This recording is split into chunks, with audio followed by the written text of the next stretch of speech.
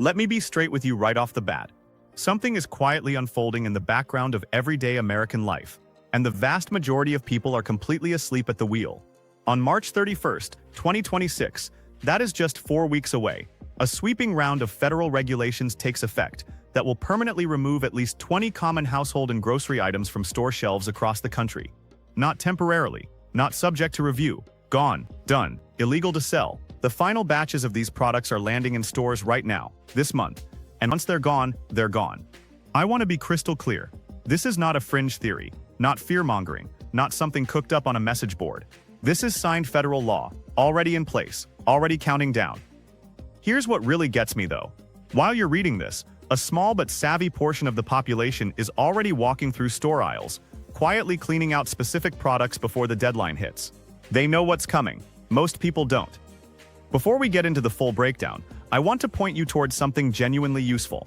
I've put together a free emergency pantry blueprint, a dead simple shopping list of 15 foundational items available at Aldi, Walmart, or Costco right now. We're talking roughly 28,000 calories for less than what most people spend on a single takeout order. Grab it at the link in the description and stop stressing about what comes next. Now let's get into the 20 items, because some of these are going to hit you harder than you expect. Item 1. Red dye number 3. That bright cherry color in your pantry. You've seen it your whole life. That vivid, almost neon red color in strawberry cake mix, cherry candies, and certain flavored drinks. It comes from red dye number 3. And after March 31st, any product still containing it cannot legally be sold in the United States. The FDA finally acted after years of pressure, citing studies linking the dye to thyroid tumors in animal testing. European countries figured this out ages ago. We're late to the party, but we're here now. What nobody's really spelling out is just how many products contain this dye. It's not just the obvious red stuff. Check the ingredients on anything bright colored in your pantry, you might be surprised. Cake mixes, maraschino cherries, some flavored yogurts, certain cereals marketed to kids. The list is longer than people realize. After the deadline, any unsold inventory gets pulled and destroyed. Stores cannot legally hold on to it. And the natural alternatives, beet-derived colorings, carmine, lycopene, run about 40% more expensive to produce. That cost gets passed directly to you. My move, I went through my pantry and flagged everything with red dye number 3. Anything I actually use, I'm either finishing before March or swapping out now while replacement products are still at normal prices. Because the moment the shelves reset, those prices are heading north and not coming back down. Item 2. PFOA non-stick cookware. Your old pans might already be illegal. This one genuinely surprised me when I first dug into it. PFOA, perfluorooctanoic acid, is a chemical compound used in traditional non-stick coatings, and the evidence linking it to cancer, thyroid disruption, and hormonal problems has been stacking up for years. The new federal rule draws a hard line. Any cookware containing PFOA cannot be sold after March. Now, the major brands like All-Clad, Calphalon, and Tefal have largely phased this out already, but here's the thing. Discount retailers, dollar stores, and some online sellers are still offloading old inventory with PFOA coatings. That set of pans you grabbed for $15 at a closeout sale 3 years ago, there's a real chance it has PFOA in the coating. If your non-stick pans are 5 years old or more, flip them over and check the manufacturing date. Anything before 2020 is suspect. The PFOA-free ceramic and newer non-stick alternatives work well. Honestly, many people prefer them, but they're going to cost you roughly double what the old versions did once the market adjusts post-March. Buy now if you need replacements. The window is closing. Item 3. BPA plastic food containers. That whole cabinet might need to go. BPA, bisphenol A, is one of those chemicals that scientists have been waving red flags about for 2 decades.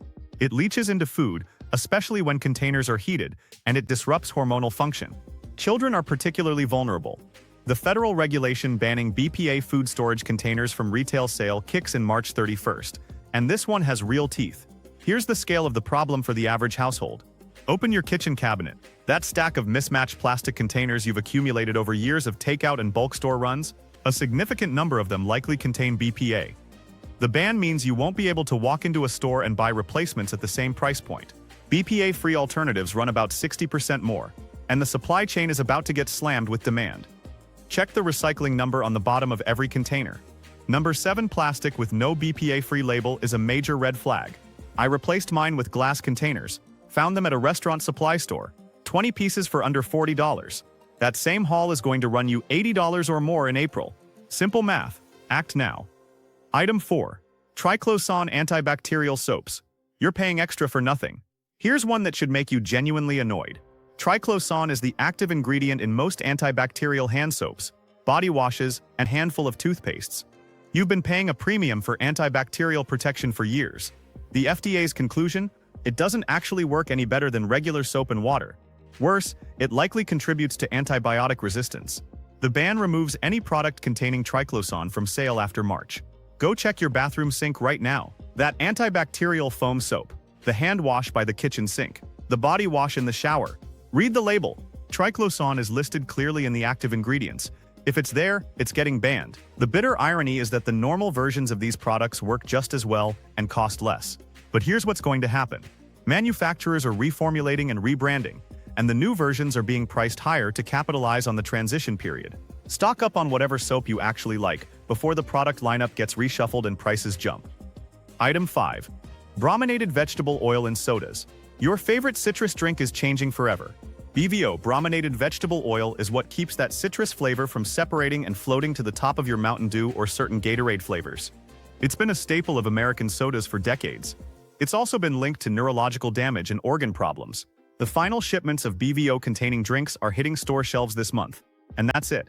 This one is sneaky because people don't think about soda as something that's going to change. But if you have a specific flavor you love, understand that what you're drinking right now might taste fundamentally different by summer. Reformulated versions are already in development, but they taste different, sometimes noticeably so. Some discontinued sodas and limited runs are already showing up on resale platforms for triple the retail price. I'm not telling you to hoard soda, but if there's a specific drink that's part of your routine, know that its days in its current form are genuinely numbered. If this is hitting home, smash that like button, drop a comment below and subscribe. More of this coming every week. Item 6. BPA baby bottles and sippy cups. Parents need to act this week. This one is critical for any parent of a young child. BPA-containing baby bottles and sippy cups are banned from sale after March. And while the major manufacturers have already transitioned to safer materials, the discount market hasn't fully caught up. Those cheap sippy cups at dollar stores and bargain bins, a lot of them still contain BPA. And once March hits, they're gone. Here's what trips parents up. Kids get attached to specific cups. The shape, the spout style, the way it seals. Toddlers are not flexible about this stuff. If your kid has a cup they love that happens to be from a discount brand, you might want to buy a few backups right now, because the replacement on the market in April is going to look different, cost more, and come with zero guarantee your 2-year-old will accept it. I don't have kids myself, but I told my sister about this 2 weeks ago. She went out and picked up backups of every cup and bottle her toddler uses. Smart move. Spend $20 now, or deal with the tantrum plus the premium price tag later. Item 27. Pure saccharin powder. Gone until late 2026. This one is niche but really matters for the people it affects. Pure saccharin powder, not saccharin in products, but the bulk consumer powder form, is being pulled from shelves due to new labeling requirements that manufacturers simply cannot meet before the March deadline. The regulated consumer version isn't coming back until late 2026. If you rely on saccharin powder for coffee, baking, or managing a health condition, you're looking at a gap in availability. A 1-pound container that runs about $12 today is going to become extremely difficult to find in April. Prescription-adjacent classifications are being applied in the interim. Stock up now, while it's still a simple grocery store purchase. Item 8. Disposable plastic straws. Nationwide ban takes effect. State-by-state plastic straw bans have been rolling out for years. But March 31st brings a federal mandate that extends it everywhere. Businesses can no longer provide them, and retail stores can no longer sell them. The alternatives, paper, silicone, metal, bamboo, are already crowding shelves, but they're imperfect replacements and they cost more. Don't write this off as trivial. Parents of young children use disposable straws constantly. People with certain disabilities and health conditions depend on them functionally. Paper straws collapse. Metal straws require washing. Reusable silicone straws accumulate bacteria if not properly maintained. If plastic straws are a genuine part of your daily routine, now is the last chance to stock up at current prices. After March, they're contraband. Item 9. Aerosol cooking sprays with old formula propellants. Environmental regulations are forcing a transition in the propellant chemistry used in aerosol cooking sprays. Products like PAM and similar brands are switching formulas, and the new versions perform differently. Some brands are moving to pump spray mechanisms entirely, which don't give the same thin, even coat you get from an aerosol. This sounds minor, but if you cook regularly, you know how much the spray pattern matters. Bakers especially rely on a consistent fine mist for cake pans and muffin tins. The new formulations have been getting negative feedback from professional kitchens. If you have a brand you trust, grab extra before the product lineup changes. It's not a crisis, but it's an annoyance you can avoid. Item 10. Diacetyl microwave popcorn. Your favorite bag is getting reformulated. Diacetyl is the chemical compound responsible for that rich, almost addictive buttery flavor in microwave popcorn. It's also been definitively linked to a serious lung disease called bronchiolitis obliterans, known in industrial settings as popcorn lung. And now it, along with related compounds, is being banned from any consumer food product. Every major microwave popcorn brand is in the middle of reformulating right now. The new versions taste different. Some taste like almost nothing. Others taste like a vague approximation of butter. If you've been eating the same microwave popcorn for years and you love it, this month might be the last time you taste it in its current form. Stock up if you care. After March, that exact product is gone, replaced with something that tastes like a pale imitation. If this is hitting home, smash that like button, drop a comment below and subscribe. More of this coming every week. Item 11. Aluminum additives in processed cheese. Nacho cheese will never melt the same. Aluminum compounds have been used in processed cheese. Your American cheese slices, Velveeta-style blocks, nacho cheese sauces, to achieve that specific smooth, uniform melt that makes them so useful in recipes. New regulations limiting aluminum in food products due to neurological concerns are forcing a complete reformulation across the entire processed cheese category. The honest reality? The melting properties of the new formulas are different. Restaurant and food service suppliers are already raising alarms because their cheese sauce recipes are going to stop working properly. That perfect nacho cheese consistency? It's going to be harder to achieve with the reformulated versions. Home cooks who rely on these products for queso, burgers, or mac and cheese will notice the change. Item 12. Toothpaste with plastic microbeads. You've been brushing with plastic. Those tiny scrubbing beads in your whitening toothpaste? They're plastic. Specifically, they're polyethylene or polypropylene microbeads, and they don't break down in water treatment systems. They go straight through and accumulate in waterways, where marine life ingests them. The ban on plastic microbeads in personal care products is expanding to cover remaining products still using them. Check your toothpaste right now.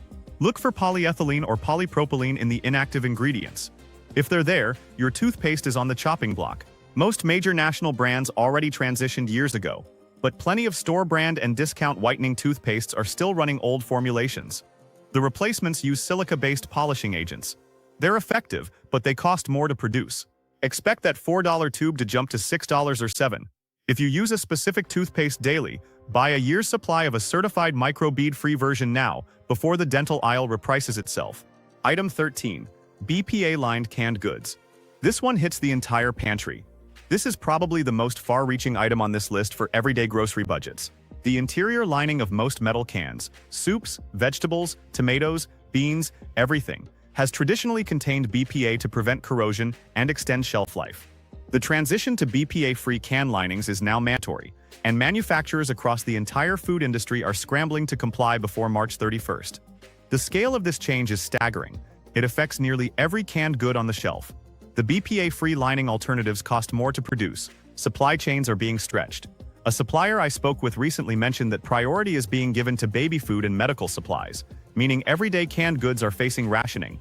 Expect fewer brand options and a 20 to 30% price increase on canned staples like tomatoes, black beans, and soups, starting in April, as old inventory clears out. If you rely on canned goods as a budget staple or for emergency food stores, buy a 6-month supply of your most used items this month.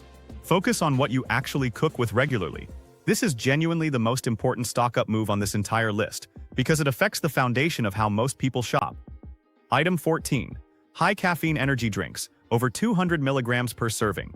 The end of the rocket fuel era. The FDA is finally drawing a hard line on caffeine levels in beverages marketed to the general public.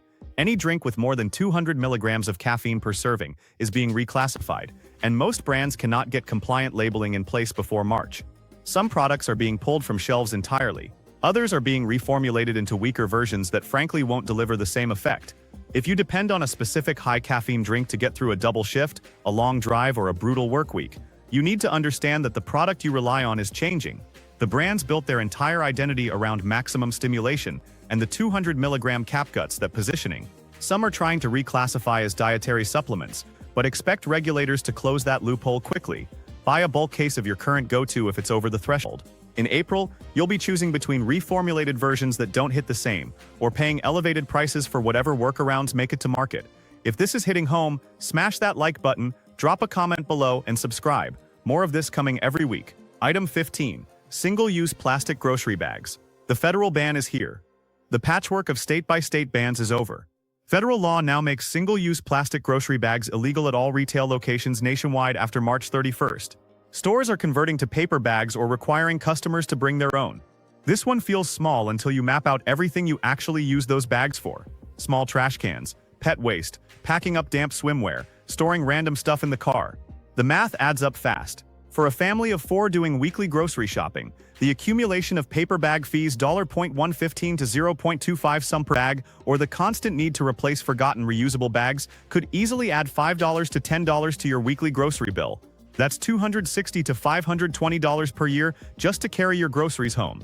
The practical move: go to a discount store today and buy a large box of small trash can liners to replace what you've been using those grocery bags for. Stock 10 to 15 quality reusable bags in your car, by your front door, and in your regular bag. The people who aren't prepared are going to pay a running tax on their own disorganization every single week. Item 16. Oxybenzone and octinoxate sunscreens. Your summer routine is changing. These 2 chemical UV filters are the workhorses of most mainstream sunscreens. They're what makes your sunscreen rub in easily, feel weightless, and stay affordable. They're also devastating to coral reef ecosystems, which is why Hawaii banned them years ago.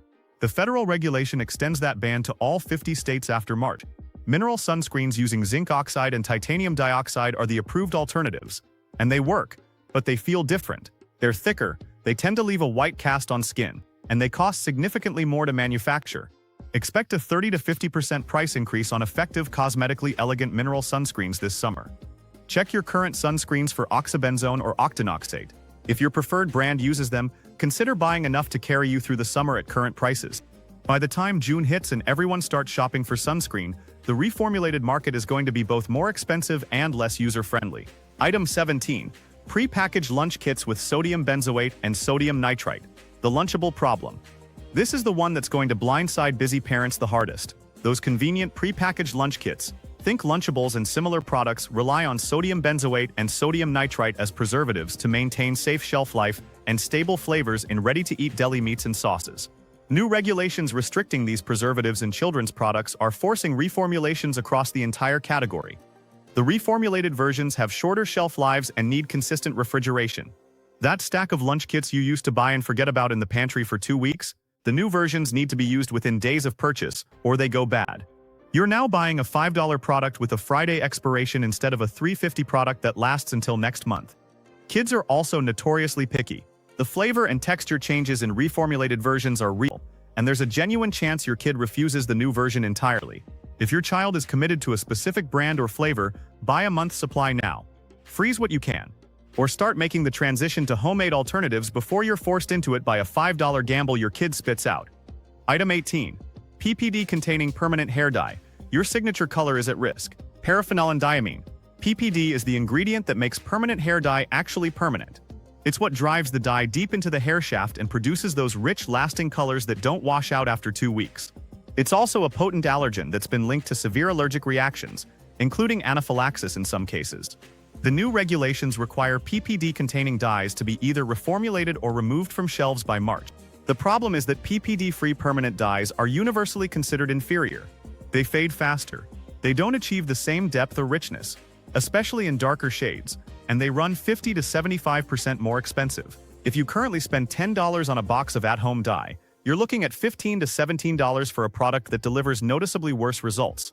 Salons are already struggling to source reliable PPD-free formulas.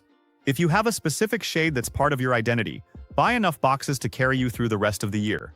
In April, that exact color, as you know it, stops being commercially available. This isn't just a price hike. It's a quality downgrade you'll literally see every time you look in the mirror. Item 19. Perchloroethylene dry cleaning solvent. Your dry cleaning bill is going up. Perchloroethylene (PRC) is used in the overwhelming majority of commercial dry cleaning operations in this country. It's effective, it's fast, and it's been linked to cancer. After March, dry cleaners cannot legally use it. They're switching to alternative hydrocarbon solvents and wet cleaning systems, and those transitions cost money. If you have a professional wardrobe that you maintain with regular dry cleaning, you're going to feel this. Alternative cleaning methods are often slower, require more specialized handling, and are less effective on certain stains. Delicate fabrics that have been maintained reliably for years might suddenly present problems for cleaners working with new chemistry. The price increase on dry cleaning services is going to land between 15 and 25% in most markets. Find a cleaner near you who has already transitioned and test their process on something low stakes before you hand over your favorite wool coat. The time to figure out whether your cleaner's new methods are adequate is before your good clothes need cleaning, not after. Item 20. Flame retardant chemicals in furniture and mattresses. Buy that couch now. Certain halogenated flame retardant chemicals, long linked to hormonal disruption, neurological damage, and cancer, are being phased out of furniture and mattress manufacturing. Products manufactured before March can still be sold from existing inventory, but no new production using these chemicals can enter the market. Once current stock sells out, the market shifts. This matters for big-ticket items in a way that pantry goods don't. Couches and mattresses last 10 to 15 years. When you buy one, you're making a decision that sticks with you for a long time. The new fire safety materials that replace banned retardants are more expensive to source and engineer. Furniture makers are already absorbing those costs, and consumers will see them reflected in post-March pricing. Don't expect existing inventory to be discounted. Retailers know the replacements cost more, so they're holding prices on current stock. If you've been putting off buying a new mattress or sofa, your window for getting it at a reasonable price is closing. The mid-range furniture market in particular is about to shrink, with options pushing toward either budget cheap or premium priced. Act now on that purchase you've been delaying. Item 21. Bonus: certain fortified cereals with excessive synthetic vitamins. This one isn't getting nearly enough coverage. A subset of children's cereals that are heavily fortified with synthetic vitamins, particularly high-dose synthetic folic acid and iron compounds, are being reformulated under new FDA limits on added nutrient quantities per serving. The concern is that overconsumption of synthetic folate from multiple fortified sources has been flagged in recent research.